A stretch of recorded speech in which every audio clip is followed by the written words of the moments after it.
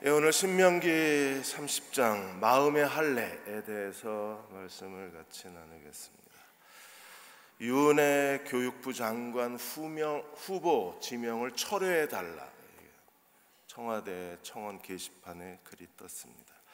전역 전 의원이 유은혜 이 교육부 장관 후보 지명을 철회해야 될 이유에 대해서 말씀을 하셨는데, 이분이 국회의원으로 계시면서 두 가지 법안을 발의를 해서, 하나가 교육 학교에 있는 비정규직을 전부 정규직으로 만들겠다는 거예요. 비정규직이 정규직이 되면 정말 좋죠. 근데 문제는 어디에 있냐 하면, 그동안에 도서관에서 먹지도 자지도 않고 임용고시 준비한 사람들이 한순간에 바보가 돼버리는 거예요. 몇 년 동안 정말 힘겹게 임용고시 준비했는데 비정규직에 있는 사람이 한순간에 정식 교원이 돼버리면 이 사람들은 바보가 되는 거죠. 더군다나 이 비정규직에 있는 사람들은 대부분 다 그 사학재단에, 사립재단에 혈연이나 또 어떤 인맥을 가지고 들어온 사람들이 많았거든요. 또 하나의 법안이 학교 행정을 독립시키겠다는 겁니다. 학교 행정을 독립시키면 교장, 교감이 필요가 없어요. 그냥 행정실이 독립적으로 움직이게 하는 겁니다. 그러면 학교의 모든 행정이 붕괴되는 거예요. 이 두 가지 법안을 내놨는데 두 가지 법안이 다 잘렸어요. 근데 만일에 이분이 교육부 장관이 되면 다시 이 법안이 하나의 정책이 되면 정말 우려스럽다는 겁니다. 현 정부가 교육을 팽개친 게 아닌가? 그건 아닙니다. 아주 목적이 있어서 이 유은혜 이분을 교육부 장관 후보로 세운 거예요. 그 목적이 뭡니까? 교육계의 적폐를 청산하겠다는 거예요. 당연히 어느 분야나 정치나 경제나 어느 분야나 종교, 기독교 안에도 적폐는 있잖아요. 근데 다리에 종기가 났다고 다리를 잘라버릴 수는 없는 거잖아요. 그러니까 이분들이 말하는 평준화라는 게 우리가 이해가 안 되는, 우리들의 기본적 상식하고 잘 맞지는 않는 거예요. 교육 평준화, 교육이 하는 목적이 그 안에 있는 사람들을 평준화시키는 게 아니잖아요. 비정규직이 보면 정규직은요, 기득권 세력입니다. 학교의 행정직에 있는 사람들이 교장, 교감이 기득권입니다. 이 기득권 세력을 무너뜨리겠다는 거예요. 을과 을이 뭉쳐서 기득권 세력을 무너뜨리겠다는 거예요. 이게 우려가 되는 거예요. 성경적 가치관은 어떤 가치관입니까? 성경에서는요, 하나님은 5달란트, 2달란트, 1달란트, 달란트가 달라요. 하나님이 사람을 이렇게 다르게 하실 수 있어요? 5, 2, 1. 이건 평등이 아니잖아요. 그런데 성경적 평등은 이게 평등이잖아요. 5은 5을 남기고 2은 2를 남기고 1는 1를 남기는 게 그가 자기 인생을 성실하게 산 거잖아요. 그런데 이 지금 하고 있는 이 계급 투쟁의 이론에서의 이 평준화라는 건 다 1달란트 받은 사람으로 만들어 버리겠다는 거예요. 제가 한때 거기에 청년 시절에 생긴 거 보십시오. 청년 시절에 거기 있던 사람입니다. 제가 계신 게 아니라 거기서 엄청나게 그 활동을 했던 사람입니다. 그래서 이 지금 하고 있는 걸 제가 다 알아요. 이게 하나의 지주와 농민의 계급 투쟁, 이게 지금은요 갑과 을의 계급 투쟁 이론이 돼버린 거예요. 기득권 세력과 그리고 피해 세력의 기득권 세력의 계급 투쟁이 돼버린 거예요. 걱정스럽습니다. 정말 기도해야 합니다. 이런 일들이 정말 한국 사회에 복이 될 건지 저주가 될 건지, 교회가 이럴 때 엎드려서 기도해야 되는데, 더 무서운 건 교회가 아무 걱정도 없고 이런 일에 대해서 안타까움도 없고 교회가 기도도 하지 않는다는 게 더 두려운 거예요. 우리가 지금 정부가 하는 모든 일이 다 이 민족을 위한 하나님의 복이 되도록 기도해야 합니다. 그래서 올바른 정책이 시행될 수 있도록 기도해야 합니다. 오늘 30장 1절에서 모세가 이렇게 말합니다. 내가 내게 진술한 모든 복과 저주가 내게 임함으로. 28장에서 복과 저주에 대한 이야기를 하고 29장에서 그 일에 대해서 다시 한번 복과 저주에 대한 선언을 했습니다. 이스라엘이 하나님의 저주를 받으면 어떤 일이 벌어지나요? 29장 18절 19절에 보시면 우상 숭배로 말미암아 그들이 하나님께 버림받을 것을 경고했어요. 하나님이 이스라엘과 언약을 맺으셔서 선언하셨습니다. 나는 너희 하나님이 되고 너희는 내 백성이 되리라. 근데 하나님을 버리고 우상을 섬기게 되면 이 우상 숭배가 어떤 상징이 돼요? 이 우상 숭배의 유혹을 비유하는 단어가 뭐예요? 독초와 쑥의 쓴뿌리와 같다 그랬습니다. 그러니까 우상 숭배는 그냥 한 개인의 문제가 아닙니다. 독초와 우상 숭배. 독초는 그 시대와 그 가정과 그 나라를 완전히 망가뜨려 버리고, 쓴뿌리는요, 쑥의 쓴뿌리는 우상 숭배는 전염성이 강해서 순식간에 공동체 전체를 다 오염시켜 버리는 거예요. 완악한 마음을 가진 사람들은 정말 두렵습니다. 사람이 한번 마음을 완악하게 가지면 어떻게 돼요? 그 마음이 완악해지면 19절에 뭐라 그랬습니까? 이 저주의 말을, 29장 19절에 이 저주의 말을 듣고도 심중에 스스로 복을 빌어 이르기를. 사람이 완악해지면요, 하나님이 저주를 선언하셨는데도 그 마음에 저주를 안 받아들여요. 그리고 뭐라 그래요? 스스로 복을 빌어요. 그리고 이렇게 말합니다. 내가 내 마음이 완악하여 젖은 것과 마른 것이 멸망할지라도 내게는 평안이 있으리라. 나는 괜찮다는 겁니다. 젖은 거 마른 거 어디든지 하나님의 저주가 임하는 거예요. 모든 곳에 하나님의 저주가 있습니다. 그러나 나는 복이 있으리라. 나는 평안하리라. 이게 마음이 완악해진 사람들의 나타나는 공통적인 증상들인 거예요. 우리가 우상을 섬기면 하나님이 어떻게 됩니까? 하나님이 우리를 이방 나라로 던져버리시겠다 그러셨어요. 그래서 예루살렘이 멸망한 걸 보고 세계 여러 나라가 와서 예루살렘 멸망을 보고 도대체 이게 어떻게 된 일이냐라고 그들이 절망했을 때 하나님이 그들에게 뭐라고 말씀하신다고 그러셨어요? 이 민족이 하나님을 버리고 우상을 섬기다가 다른 여러 나라에 쫓겨날 것이라고 선언하실 거라고 말씀하셨죠. 하나님의 복이 그대로 임할 뿐 아니라 하나님을 버리고 우상을 섬기면 하나님의 저주도 그냥 임하는 거예요. 그럼 이스라엘이 저주받으면 끝나나요? 아닙니다. 오늘 30장에 그들이 다시 하나님께로 돌아오면 하나님이 그들에게 다시 복을 주시겠다고 약속해 주셨어요. 복을 받았습니다. 그러다가 그들이 하나님을 버리고 우상을 섬겨서 저주를 받았습니다. 거기서 끝났으면 예수님이 오실 수가 없잖아요. 그러나 그들이 다시 하나님께로 돌아갔을 때 하나님이 복을 주신 거예요. 그리고 메시아의 길이 준비가 된 겁니다. 그래서 오늘 30장 1절에서 10절까지 이스라엘이 회개하고 하나님께로 돌아오면 하나님이 이스라엘을 회복시키겠다고 약속해 주셨어요. 오늘 30장 1절 하반절에 보시면 네가 내 하나님 여호와로부터 쫓겨난 모든 나라 가운데 이 일이 마음에서 기억이 나거든. 하나님의 이 저주의 경고, 가나안 땅에 들어가기도 전에 하나님은 이미 미래의 이스라엘이 어떻게 멸망할 것인가를 그 이스라엘의 끝을 보여주셨잖아요. 그게 생각이 나서 그들이 하나님께로 돌아오면 하나님이 그들을 다시 회복시키겠다는 거예요. 기억한다는 것처럼 큰 축복이 없습니다. 하나님 말씀을 기억하고 하나님의 약속을 다시 기억할 때에 그 하나님이 말씀을 다시 생각나게 하셨을 때 우리가 하나님께로 돌아오면 하나님도 우리에게 돌아오시는 거예요. 그래서 2절에 너와 내 자손이 내 하나님 여호와께로 돌아와 내가 오늘 내게 명령한 것을 온전히 따라 마음을 다하여 뜻을 다하여 여호와의 말씀을 청종하며. 저주받은 이유가 어디예요? 하나님의 말씀을 버렸기 때문에 불순종하고 우상 숭배해서 저주받은 거잖아요. 그래서 다시 여호와께 돌아와서 마음과 뜻을 다하여 하나님 말씀을 들으면 우리가 하나님께 회개했다는 증거가 있어야 되잖아요.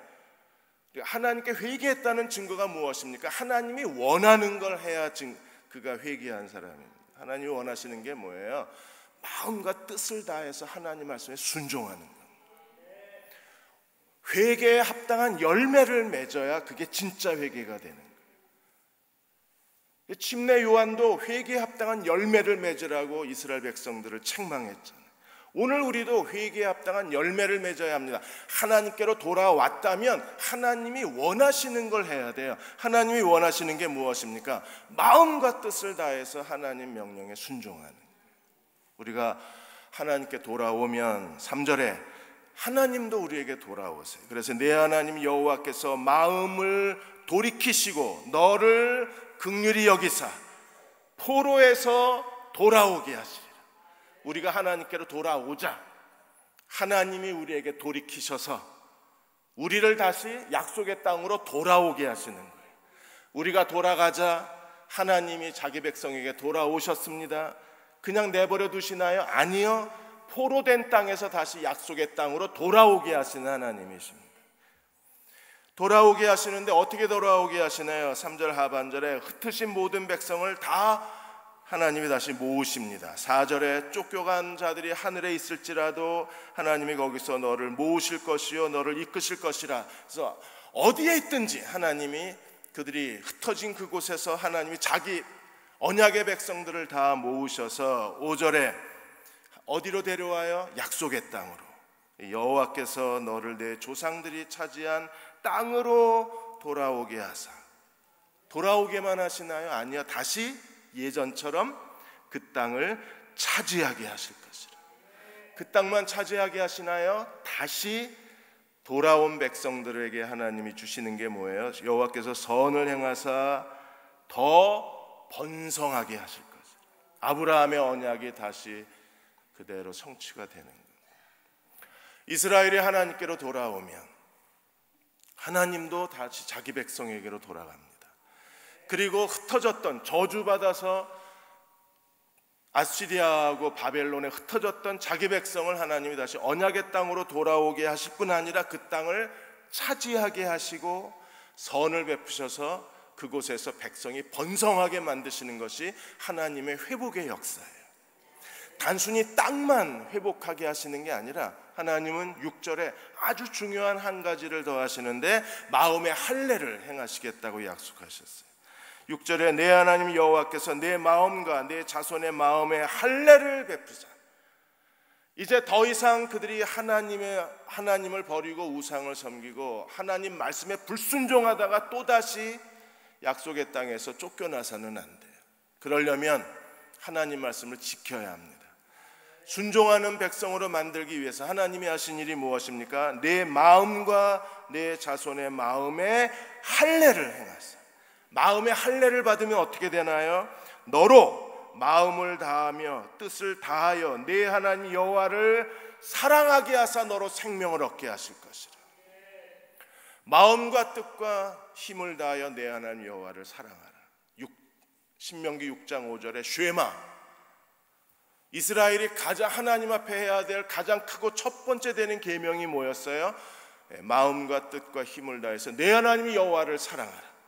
이스라엘이 언제 하나님을 사랑하게 됩니까? 마음의 할례를 받으면 그들이 마음과 뜻과 힘을 다해서 여호와를 사랑하게 됩니다. 하나님을 사랑하는 사람들은요, 두 가지. 하나님을 사랑한다는 게 뭐예요? 하나님 말씀에 순종하는 겁니다. 하나님을 사랑한다는 두 번째는 뭐예요? 더 이상 하나님 대신에 우상을 섬기지 않는 거예요. 그들이 마음의 할례를 받았을 때 하나님께서 그들을 가나안 땅에서, 이 다시 돌아온 가나안 땅에서 하나님을 사랑하고 하나님 말씀에 순종하는 백성이 되어서 영원한 기업을 받게 하시는 게 하나님의 은혜입니다. 오늘 우리도 마음의 할례 받은 하나님의 백성들이 되어야만 하나님 사랑할 수 있어요. 마음에 할례 받지 못한 사람들은 아무리 신앙생활 오래 하고 아무리 봉사를 많이 하고 신앙의 여러 가지 훈련을 많이 받고 그래도 마음의 할례를 받은 사람들이 마음과 뜻과 힘을 다해서 하나님을 사랑하고 그분의 계명에 순종할 수 있어요. 새 마음을 하나님이 우리에게 주셔야 합니다. 에스겔 36장 26절 28절에 하나님께서 예수 그리스도로 말미암아 우리에게 새 언약의 백성들에게 하나님이 이걸 주시겠다 그러셨어요. 뭘 주십니까? 26절에 새 영을 너희 속에 두고, 우리 안에 하나님이 주시는 성령, 하나님의 새 영이 있음을 믿으십니까? 새 영을 너희 속에 두고 새 마음을 너희에게 주되. 우리에게 새 마음이 있어야 돼. 이게 마음의 할례입니다.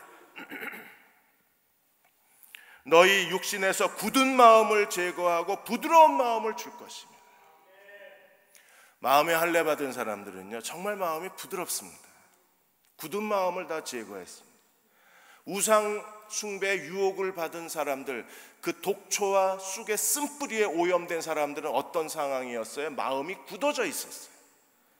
그래서 하나님이 저주를 선언하시고 하나님의 저주가 이미 그 땅에 임했는데도 불구하고 그들은 뭐라 그럽니까? 난 괜찮아 라고 말했던 사람들이에요. 그러나 하나님께서 우리 마음을 부드럽게 해주시면 우리는 하나님 말씀을 지킬 수 있습니다.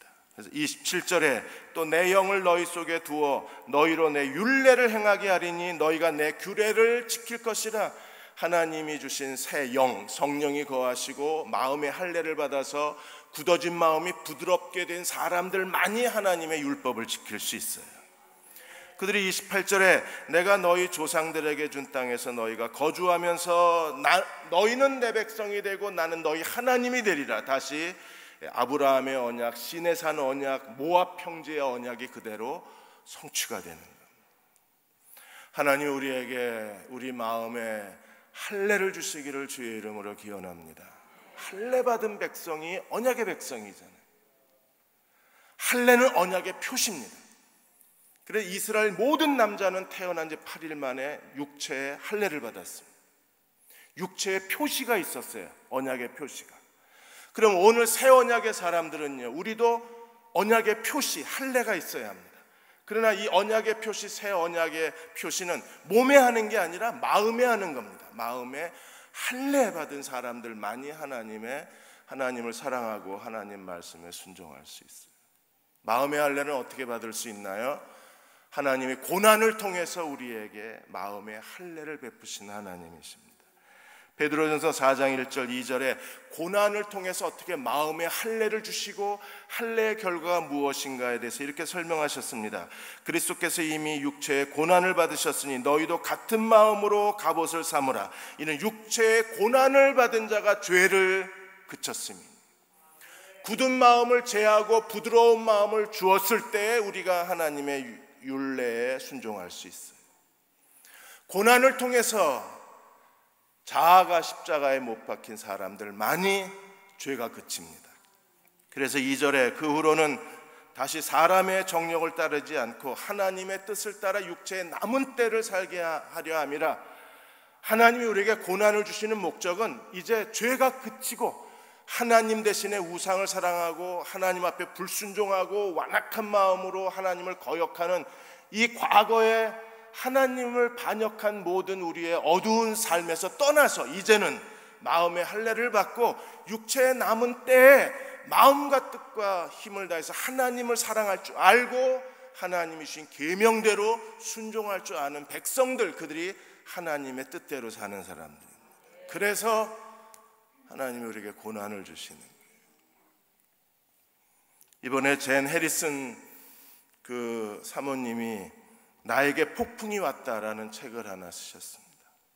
나에게 내 인생에 폭풍이 찾아왔다. 정말 사랑하고 그리스도 안에 신실하고 모든 사람들에게 인정받던 아들이 갑자기 죽습니다. 그 아들은 선교단체를 설립하고 국제적으로 하나님 나라와 복음을 위해서 뛰어나게 하나님께 헌신했던 아들이 어느 날 갑자기 죽어요. 아들의 죽음과 함께 이 거대한 그 소용돌이가 이 젠 해리슨 이분을 찾아 덮친 겁니다. 처음 며칠간은 사람들이 찾아와서 위로하고 그리고 집에 찾아오는 사람들도 많아서 그냥 잘 견뎌낼 수 있었는데 시간이 지나고 사람들이 찾아오는 그 발걸음도 뜸해지자 갑자기 절망이 엄습해 온 거예요.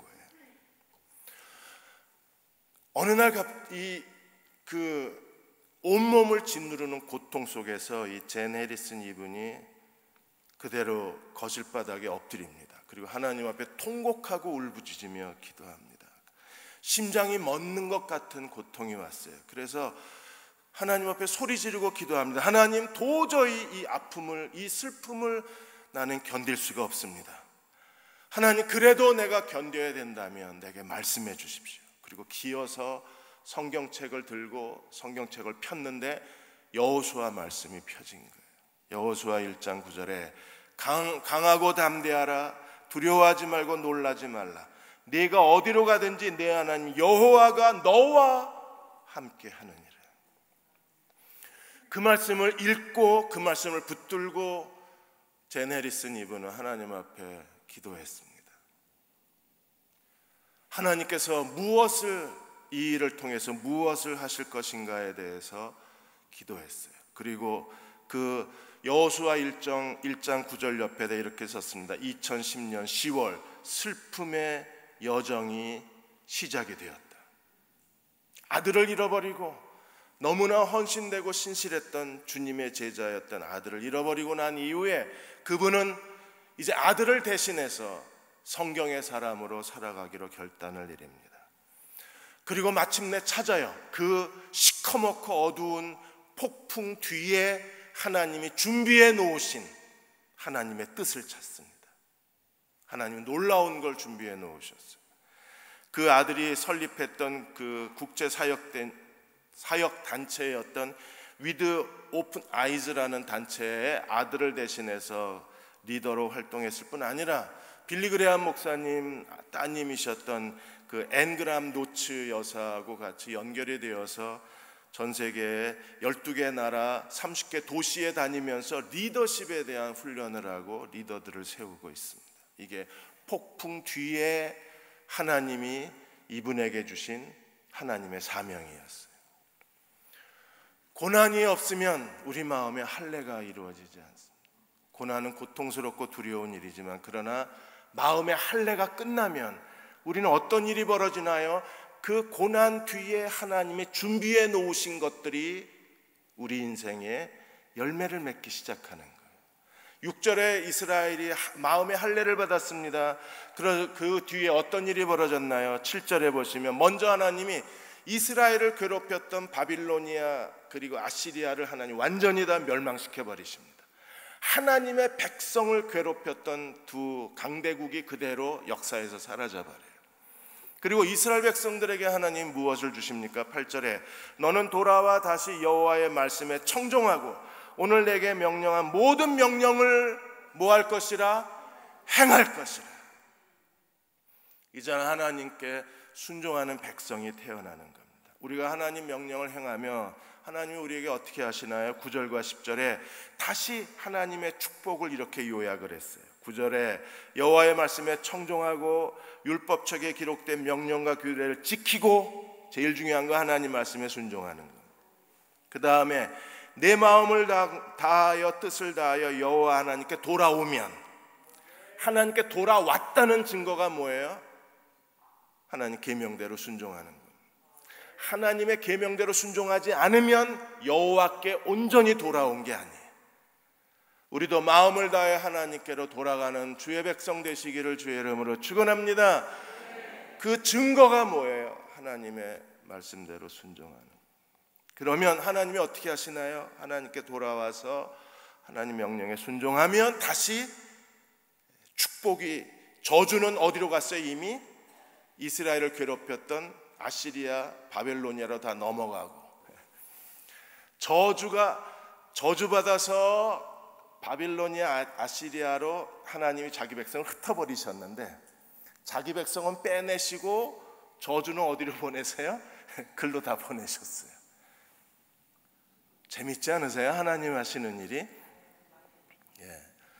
저주받아서 흩어졌는데 다시 돌아오게 하시면서 저주를 거기에 쏟아부으신 거예요. 그리고 돌아온 백성들은 다시 복의 시대가, 저주의 시대가 끝나고 하나님의 복의 시대가 전개가 되는 거예요. 그래서 하나님이 어디에 복을 주십니까? 하나님 여호와께서 내 손으로 하는 모든 일, 내 몸의 소생, 가축의 새끼, 토지의 소산, 전부 28장에서 하나님이 축복하시겠다고 하신 약속이 그대로 다시 많게 하시고 복을 주시고 너를 다시 기뻐하사 내게 복을 주시리라. 그래서 하나님의 복의 시대가 열리는 거예요. 우리도 하나님께로 마음을 다해서 돌아가면 하나님 오늘도 우리에게 복의 시대를 열어주시는 하나님이심을 믿습니다. 11절에서 14절까지 보시면 그러면 율법을 지키려면 우리가 어떻게 해야 되는가? 11절에 내게 명령한 이 명령, 하나님의 명령은요 멀리 있는 것도 아니고 어려운 것도 아닙니다. 마음의 할례를 받지 못한 사람에게 하나님 말씀은 멀리 있어요. 순종하기가 너무 어려워요. 인간의 의지와 노력으로 절대로 지킬 수 없는 게 하나님 말씀입니다. 그러나 마음의 할례를 받은 사람들은요 하나님 말씀이 멀리 있는 게 아니라 하나님 말씀이 내 마음과 내 입에 있어요. 그래서 모세는 이렇게 말합니다. 12절에 하나님 말씀이 하늘에 있는 게 아니다. 그리고 12절에 바다 밖에 있는 게 아니다. 멀리 있어서 누가 배달해 주지 않으면 우리가 들을 수 없는 하나님 말씀이 아니라는 거예요. 그래서 14절에 오직 그 말씀이 내게 매우 가까워 내 입에 있고 내 마음에 있은즉, 마음에 있고 입에 있는데 지키지 못한다. 그건 아니잖아요. 우리의 마음에 하나님 말씀이 있고 우리의 입에 하나님 말씀이 있으면 언제든지 우리가 그 말씀에 순종할 수 있어요. 그러므로 마음에 할례 받은 백성들만이 하나님 말씀을 마음에 새기고 항상 하나님 말씀이 살아있어요. 말할 때마다 하나님 말씀의 뜻과 그분의 인도하심과 그분이 기뻐하시는 건 무엇인가를 알고 하나님 말씀대로 실천할 수 있는 사람들이 마음에 할례 받은 백성들입니다. 국민일보에 아직은 따뜻한 세상이라는 그 코너가 있는데 거기에 그 층간 소음 문제로 너무나 아름다운 이야기가 그 글이 올라왔습니다. 어느 한 집이 이제 아파트로 이사를 갔는데 딸이 하나 있는 거예요. 근데 이 딸이 너무나 활발해가지고 계속 층간 소음 문제를 일으키는 겁니다. 아빠가 이사 가자마자 제일 먼저 한 일이 뭐냐면 아랫집에 문고리에다가 쪽지를 걸어놨어요. 내 딸이 하나 있는데 소음이 일어날 수도 있겠다. 그럴지라도 이해해 줬으면 좋겠다. 그리고 작은 선물 하나하고 쪽지를 걸어놓은 거예요. 혹시 너무 시끄러우면 참지 말고 저한테 연락해 주시면 제가 잘 정리를 하겠습니다. 그랬는데 그 다음날 답장이 왔어요. 거기 2층 위층 현관문에 쪽지가 걸려 있어요. 괜찮으니 신경 쓰지 말라. 이웃 생각해줘서 너무 고맙다. 그리고 더치커피 한 병하고 쪽지가 걸려 있었어요. 딸이 이게 아무리 그 애들을 뭐 조용히 해라 그래도 없는 틈에 그냥 들고 뛰잖아요. 그러니까 아빠가 볼 때 너무 미안한 거예요. 괜찮다 그래도 너무 미안하니까 어느 날 애가 너무나 시끄럽게 한 날 다시 아빠가 편지를 쓰고 그 다음에 선물을 하나 들고 다시 내려가서 정말 미안합니다. 이 아이를 아무리 조용히 시켜도 이게 통제가 안 돼서 정말 미안하다고 그렇게 썼어요. 그러자 다시 답장이 왔습니다. 뭐라고 왔느냐면 소음 걱정하지 마십시오. 딸하고 마음 놓고 행복한 시간을 가지십시오. 이웃을 사랑하는 마음이 오히려 제가 더 마음이 따뜻해졌습니다. 오늘 하루 정말 행복할 것 같습니다. 그리고 또 편지하고 선물을 놓고 그 집에 그 아파트 가서 살 거다. 여러분 듣는 우리도 따뜻해지죠. 이게 마음과 입에 하나님 말씀이 있는 사람들이에요. 마음과 입에 하나님 말씀이 있는 사람들은 정말 겸손하고 정말 용서가 있고 사랑이 있고 하나님께 충성된 사람이 되고 자기가 해야 할 일에 대한 책임감이 강한 사람들이에요. 우리가 이런 사람이 되려면 하나님이 우리에게 고난을 주실 때 기쁘게 그 고난을 견뎌내야 합니다.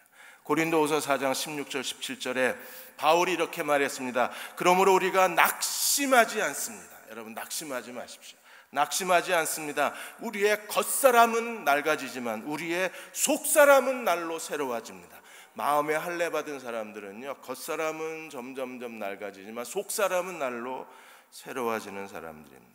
지금 우리가 겪는 일시적인 가벼운 고난은 비교할 수 없을 정도로 영원하고 커다란 영광을 우리에게 이루어 줍니다. 그 고난이 아무것도 안 하고 그냥 지나가는 것처럼 보이지만, 태풍처럼 모든 걸 다 부셔뜨리고 망가뜨리고 그냥 사라져버리는 것처럼 보이지만, 아니요, 하나님이 우리에게 주신 고난은 반드시 우리 안에 우리의 속사람을 새롭게 만들어줍니다. 그리고 크고 영원한 영광의 중한 것을 우리 속에 이루어주게 해주시는 게 하나님 주시는 고난입니다.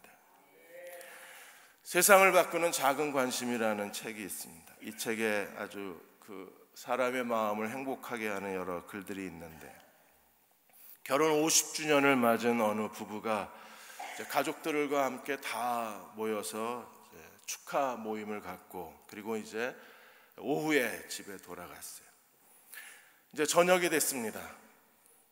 이제 남편이 저녁 식사를 준비하는데 빵을 토스트기에 구웠어요. 빵을 굽고 나서 남편이 늘 하던 대로 빵 맨 귀퉁이에 딱딱한 부분을 잘라서 아내에게 줬습니다.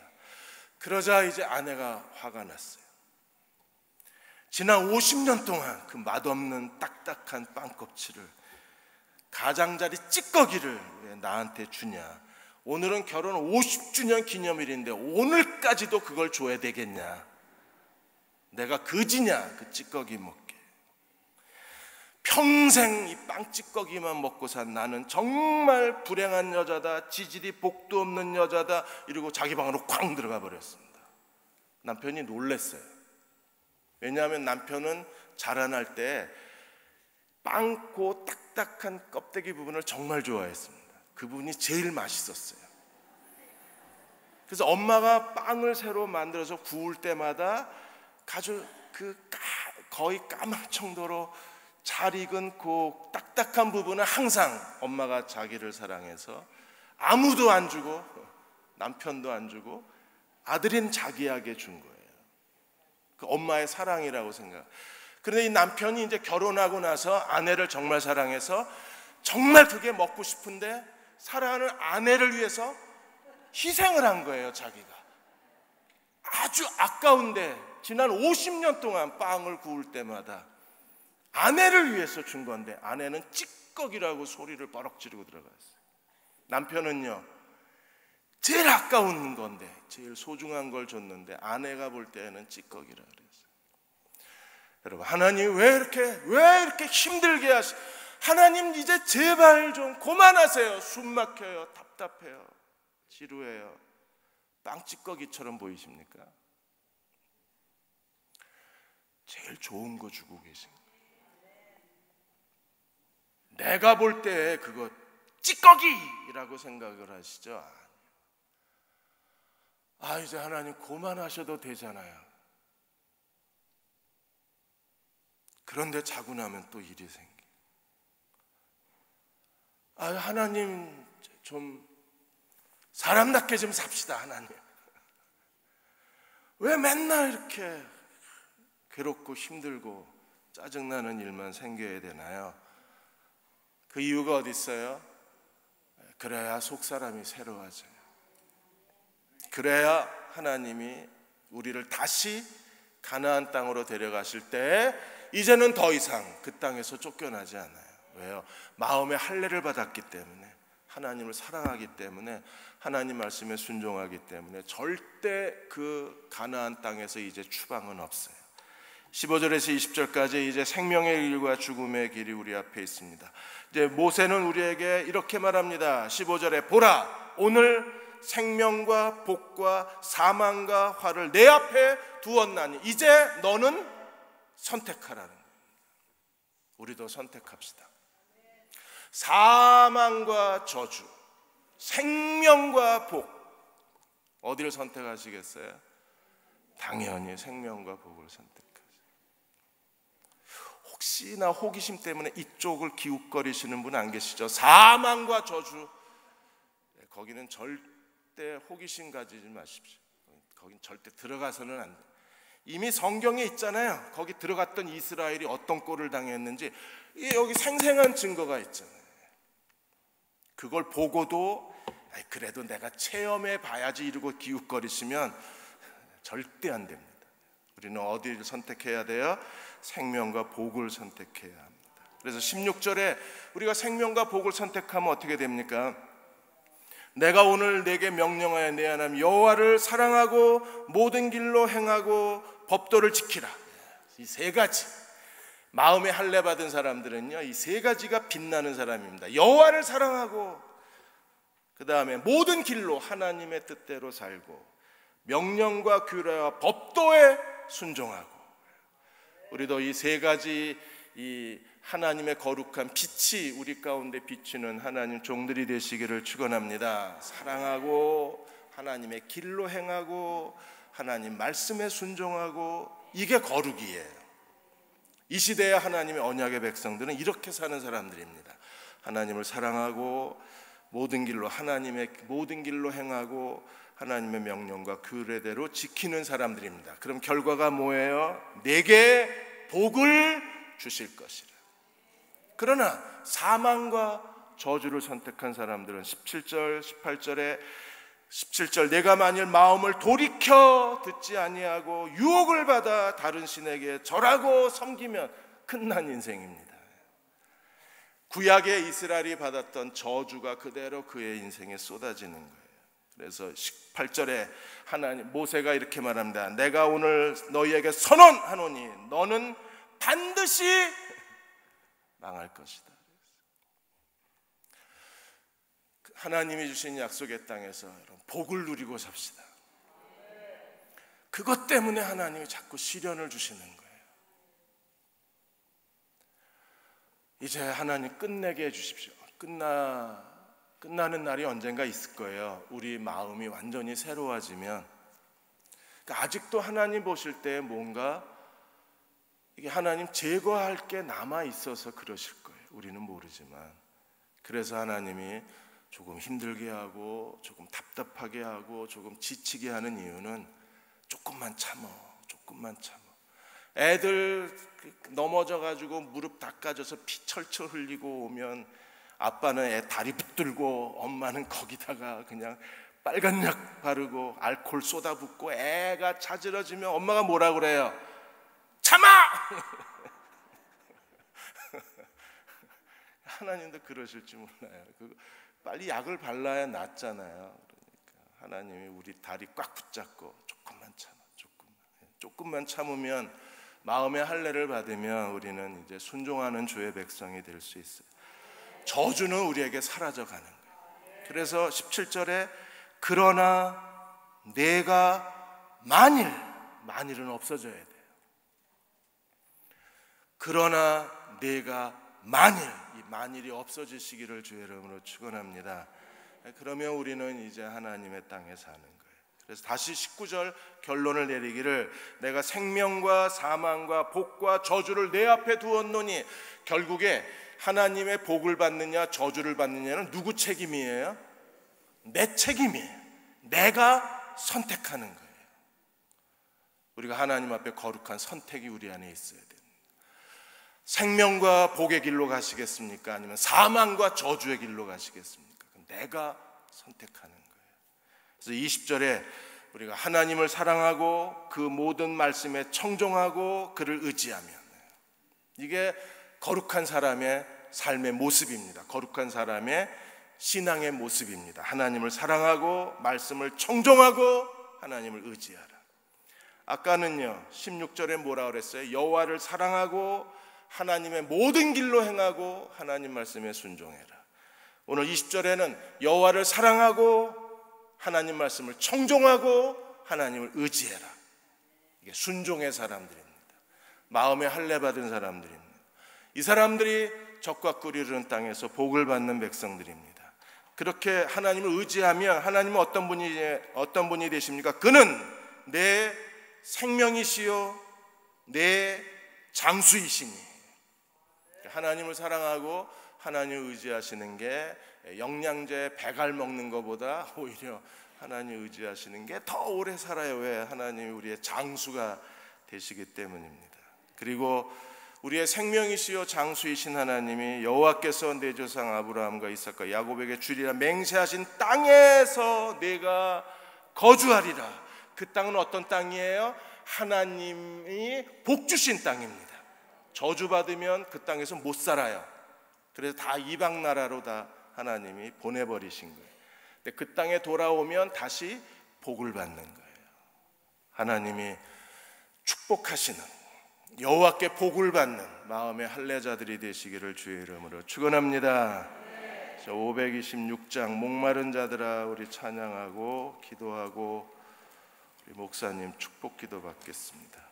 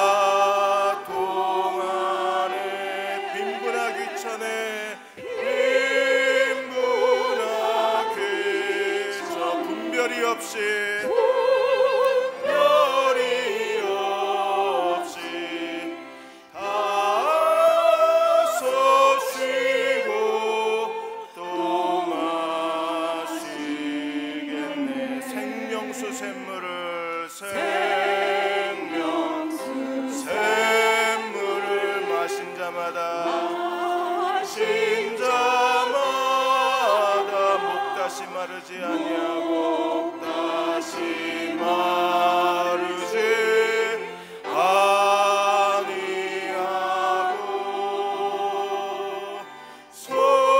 속에서 솟아나 생수가 되어 영원히 솟아늘 이 샘의 이름은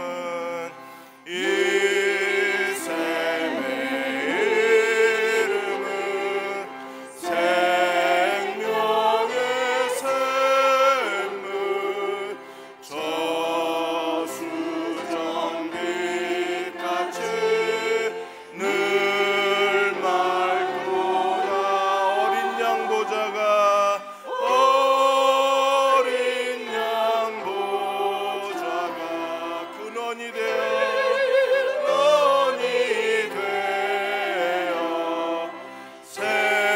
생명수 샘이 늘 그치지 않네. 하나님 생명의 샘물을 마시게 하여 주옵소서. 목마릅니다. 힘이 듭니다. 지칩니다. 주저앉고 싶습니다. 어린 양 보호자로부터 흘러내리는 생명의 샘물을 마시게 해주셔서 다시 힘을 얻게 해주옵소서. 믿음의 손이 견고해지게 해주옵소서. 하나님을 사랑하고 하나님의 모든 길로 행하며 하나님 말씀대로 순종하게 해주옵소서. 마음에 할례받은 백성으로 살고 싶습니다.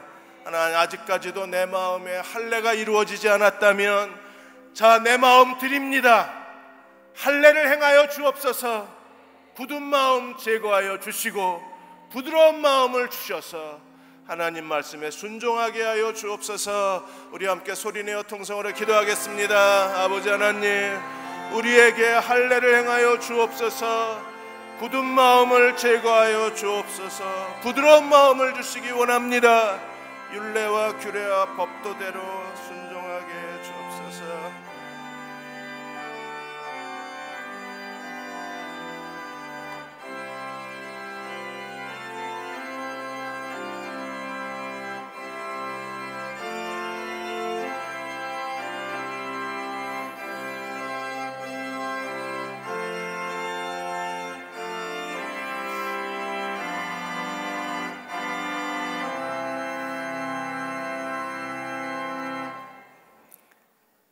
내가 오늘 내게 명령한 것을 온전히 따라 마음을 다하고 뜻을 다하여 주의 말씀을 청종하라는 주의 말씀을 기억합니다.